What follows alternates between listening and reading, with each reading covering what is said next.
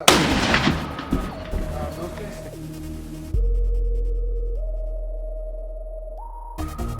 a born hunter and outdoorsman with a relentless passion for nature.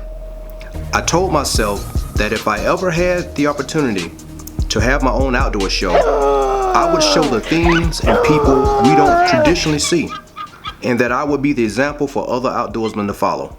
There's a whole different world out there when it comes to the outdoors that people never see. Welcome to the other side.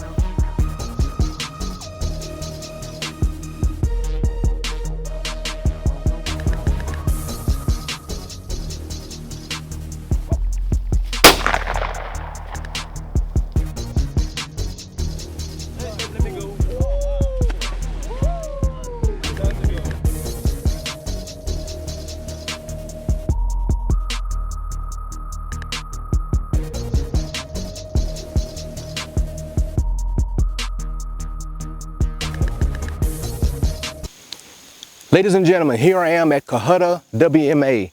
WMA stands for Wildlife Management Area. Cohutta, as you can see behind me, this is part of it. Beautiful scenery, mountain range after mountain range out behind me. Beautiful landscape. 96,000 plus acres of public hunting land here in the North Georgia mountains. As I said, that's open to the public. Here on this land, you have deer, turkey, hog, small game such as rabbit, squirrel, bear. Bear is what I'm after, by the way, today. So I'm going to try to get a bear with my bow. 2 years ago I came up and I shot 2 bears within 15 minutes of each other. Yeah, they were small bear, but still they were bear nonetheless. Some people have lived in this county all their life and have never even seen a bear. One guy actually told me that, hey man, there ain't no bear up here. Well, yes they are, because I shot 2. So I'm back up here again with my bow, trying to get it done. I'm only going to be here tonight, do 100 in the morning. Then I got to shoot back down and try to do some other stuff to get ready for an upcoming episode. But on this hunt, I'm after bear, I'm after deer, I'm after hog. If I see a squirrel, I'll pop it. Brought a 22 along to hunt small game. So let's see how I do. I think I got a good feeling. We'll see if I'm right.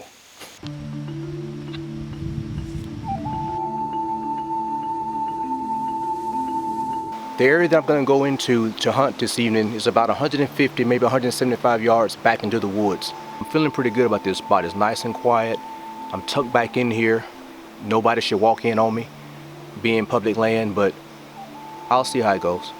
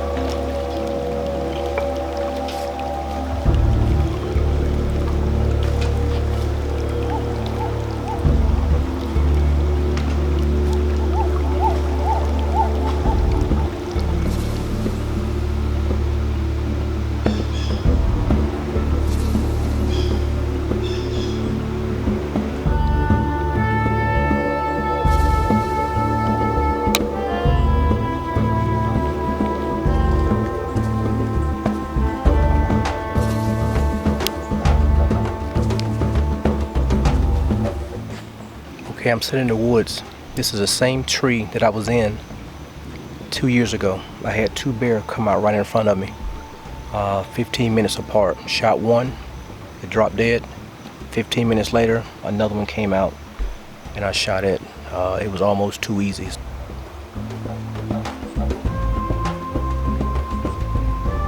The wind's blowing this direction here.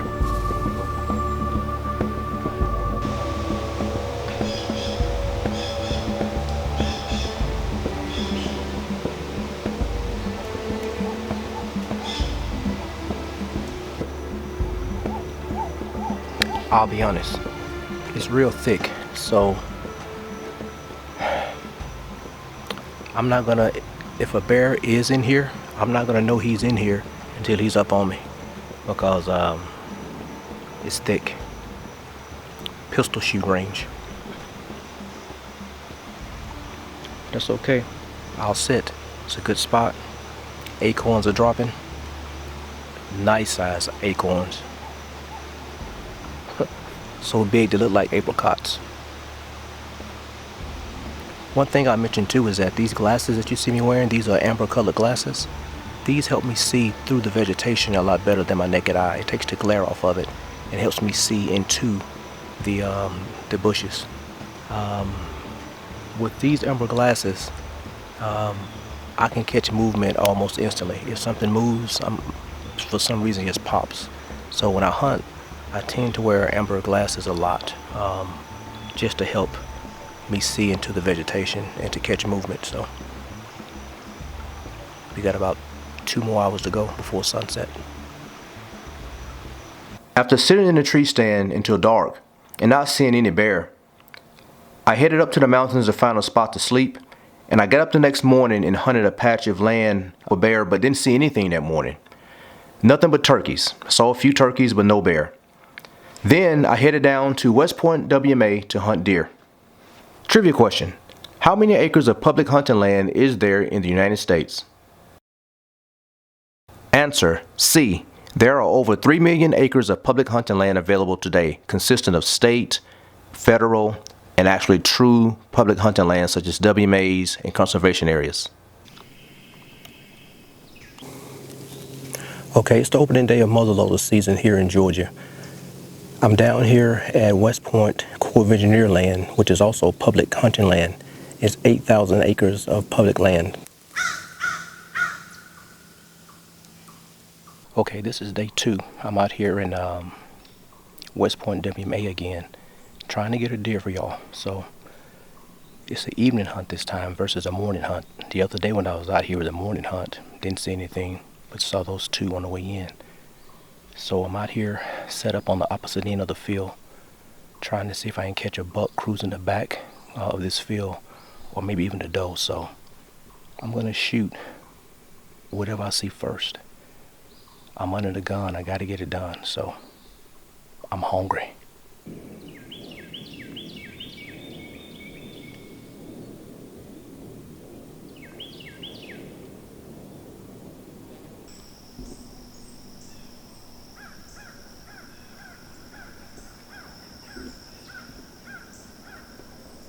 It wasn't long before I started seeing deer moving. This was the second deer that passed by me. The first deer had passed by and I caught the tail end of him going past the trees. But these deer were coming from the lake. West Point Lake is behind me, and it wasn't long before I started seeing these deer moving. But this was a small one, and I didn't want to shoot it. It's a small one, small, maybe a button buck or a doe. I didn't want to shoot it. I let it walk.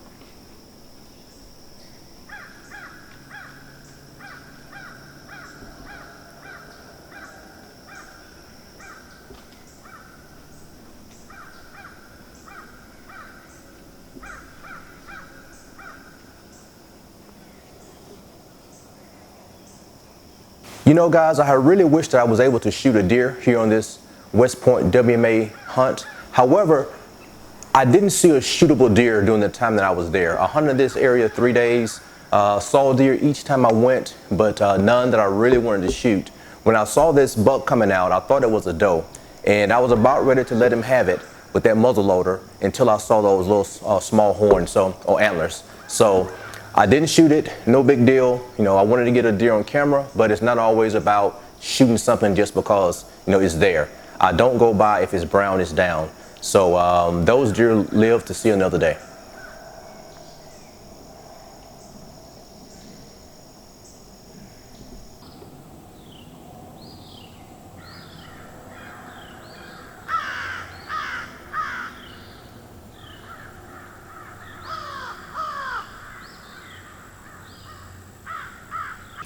Okay, so far I saw 4 deer today. This morning right around 7:45, 8 o'clock-ish, they walked right out, you know, like ducks in a row. They were small deer, and although I said I was going to shoot the first thing I saw, I really didn't want to shoot a young, immature deer. I wanted a mature quality buck or doe, so I was in a good spot. Next time I set up here, I'm going to head across the field because the deer was coming in parallel to me, which was good. I could have shot all 4 of them, but like I said, I wanted to have a good, you know, mature buck or a mature doe. Let's face it, when it comes to showing racial diversity in the outdoors, it's rarely seen. This contributes to the problem that we have today with the lack of racial diversity within the outdoors and hunting. A lot of people like to kind of use that broad stroke word, outdoor diversity, but nobody knows what that means. So I just narrow it down, hit the nail on the nail head as to what we're really trying to do, and that is to increase the racial diversity within hunting in the outdoors. A lot of people think that black people don't hunt. They have that perception, and that perception is wrong. Just because a person comes up to you and say, hey, you know, we don't hunt, then oftentimes they're speaking for themselves. They're telling you their own fears, their own insecurities, but they don't speak for everybody else. One of my favorite people to study in history is Archibald Rutledge. Archibald Rutledge is a South Carolina native who, during his time in the early 1900s, he was one of the few people during that time that actually gave credit to and acknowledged the skills of the Negro hunters of his day. He wrote books, articles, talking about his mentors, his teachers, and their families. Seeing is believing, and it sends a powerful message to a person when they can see someone that looks like them doing the same thing that they want to do. Hunting allows you to be independent, self-sufficient, and to enjoy some of nature's most beautiful sceneries. We have always hunted, and we will always hunt. We have a long history of hunting in this country, and the key to passing on our hunting heritage is introduction, hunter education, inclusion, and by just having an open mind.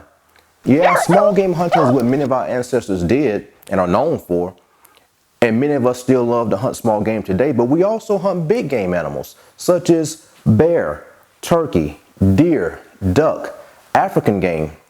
There is nothing wrong with being a hunter. Let's just make that clear. It is what people have done since the beginning of time and what people would do until the end of times. You know, I found that there are thousands of adults that would love to start hunting, but the problem is they don't know where or how to start. They were never introduced to hunting.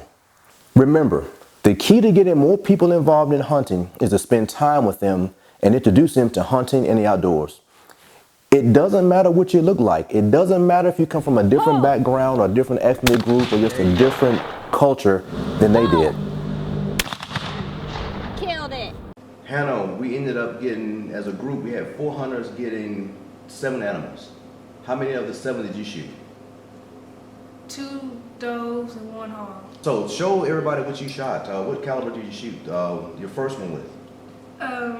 Was a 7mm Magnum. 7mm Remington Magnum. You used to reduce recoil loads. So how was the recoil on it? Did it kick much? No. And it had a kick pad on it. Yeah, it had a recoil pad, and Hannah's only 13, and so for you, a lot of you all out there who may be thinking that a 7mm Remington Magnum may be too much for a 13-year-old girl, Hornady and Remington make reduced recoil loads, and that's what Hannah used on this hunt, and she was lethal with it. What else did you use on the hunt? 243 Winchester. But you also made a comment about something about, had you been introduced to this when you was her age? When we were young, when I was younger, it might have been something that I would have gone into too. But you never was introduced to hunting when you were Never young? was, but I am glad she was. Okay guys, I met an interesting guy, and y'all gotta meet him. His name is Mr. Jim Bradford, and I met him back last summer during an event. Now tell us about the story you mentioned. You said that when you were growing up in Alaska, because you're from Alaska, what part of Alaska are you from? Delta. Delta, Alaska. How far is that from in relationship to Anchorage or Fairbanks? From Fairbanks is about 95 miles southwest of Fairbanks. Okay. Now you mentioned that growing up, you said that you rode an elk to school. That's correct. Remember, in this part of the country, in the South, during the 30s and 40s, people rode horses and mules. Right. To work, to school and places. No school buses. There in Alaska, we didn't have school buses. So people my age, 8, 9, 10 years of age, I rode an elk to school. And one reason for that, we didn't have school buses. My older brother, he rode a moose. A moose? You rode a moose to school? Now, you can't take a wild adult moose. No, it'll kill you. You have to get it when it's very, very young, and you tame it. And you tame it, and you you could play with it, and then it gets large enough you can ride it. So I rode elk. The elk's name was John. You had an elk named John that you rode to school. And I rode John to school. That's maybe 8-10 miles. So I rode my John until he was killed. Yeah, now tell us about John being killed. How did John die? And they were, guys sit up on the fence post, talking and joking and carrying around John, which is my pet. Elk. Your ride, your transportation. Wow. He bumped one of these guys off the fence post. And of course, they kind of embarrassed my dad, I guess. So they killed him. They killed your elk. They shot him. That's one reason I don't hunt and fish today. Man. Because of that. As old people say, I declare. Yeah, exactly. I declare. Anyway, You say you don't eat meat either, right? I don't because of that. Because they shot John. Mother always cooked fish, plenty of salmon, halibut, and all that. So I started eating fish, and that's it. Even today, I have nightmares about John. Oh, God. That slaughtered your best friend. They want me to eat it. And that's been, and you swear it's a true story. Oh, definitely, yes, definitely. That is something That is hard to never forget that. I'm not going to forget it either. You just told me. You know, it may sound far-fetched for Mr. Bradford to have that story of him riding a deer and his brother riding a moose, but if you think about it, in other cultures, people ride animals such as llamas, camels, yaks, who knows? So who are we to say that he did not ride an elk and his brother did not ride a moose? I'm just saying. Now, for this week's tip of the week. Every time you go into the woods, it's a hunt. Either you're hunting for an animal or you're hunting for information. Hunting for information is also known as scouting. So every time I hit the woods, I'm always scouting, looking for signs, looking for activity or indications that the deer or whatever animal I'm hunting has been in that area. So I'm going to get down in a few minutes and do some scouting. On this segment, I'm going to talk to you all about how to use whatever vehicle you have to enjoy the outdoors. I know a lot of you all are thinking, hey, I don't have a truck, I don't have an SUV, I don't have a four-wheel drive. I can't go out and enjoy the outdoors and be a hunter or a fisherman or whatever. That's not true. So today, to show you the capabilities of your vehicle, whatever it may be, motorcycle, SUV, sedan, whatever, I'm here at U-Haul in Peachtree City, Georgia, and I'm having a hitch installed on my 2008 Honda Civic. So what you see here is an apparatus that we actually put the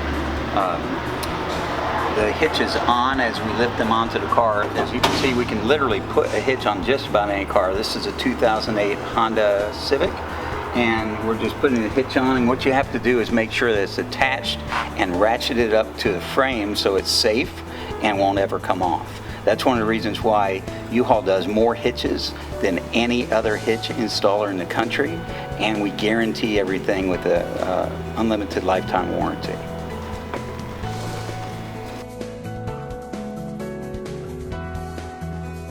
So now that we have the hitch in place, it's really important that we make sure everything's tightened, and then we actually torque it to the manufacturer's specifications so that it won't come off.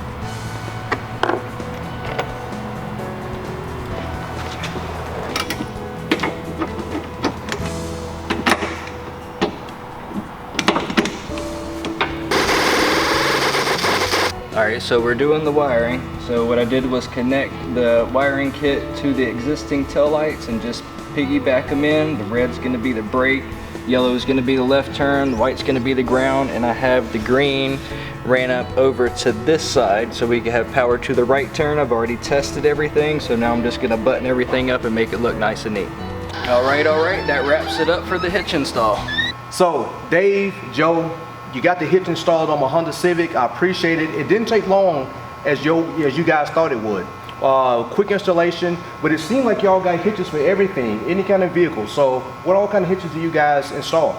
So we can actually install hitches on just about every vehicle that's made. Occasionally there has to be a special order or something made specific to that kind of vehicle, but all we need is the information of what year, make, model, and most of the time we have the hitch right here on stock and we can make a reservation and get it installed. Same thing with the wiring system so that the lights work on any trailer or a boat or a camper or whatever that person is actually pulling. Okay. So in addition to your hitches, what else do you do, Joe? Here at Peachtree City U-Haul, what else do you do? In lieu of hitches, we do different assortments of trailers. Could do cargo trailers, winches, fifth wheels, propane, and we're also offering first month free storage at the Peachtree City location in Georgia. Okay. You know, I'm a longtime fan of U-Haul. Back when I was in the Army as a lieutenant, when I used to move myself around with Diddy moves, I would go to U-Haul. This is actually the third hitch that U-Haul has installed. And since I'm here in the Peachtree City area, then I'll make sure I tell everybody that I know to come out to you guys here. So Joe, why should people come to the Peachtree City U-Haul location versus other locations? Well, at this location, we offer the best customer service, and we also try to provide a better and better product at a lower and lower price to accommodate more and more people. Well, Dave, thank you for installing the hitch. I appreciate it. Joe, yes, sir. I appreciate it. Ladies and gentlemen, this is the 5th episode of the season. There's only 6 episodes for this season, so this is next to the last one. If you all have enjoyed N.onT.ypical Outdoorsman TV, the direction that the show is going, the topics, the people, the inclusion and diversity that you see, then please consider being a sponsor or a advertiser for the show. I've worked hard to make N.onT.ypical Outdoorsman TV a success. I think that it's past time for America to have a show such as this on air. And if you believe in the show, like what you see, then please consider making a donation to support N.onT.ypical Outdoorsman TV.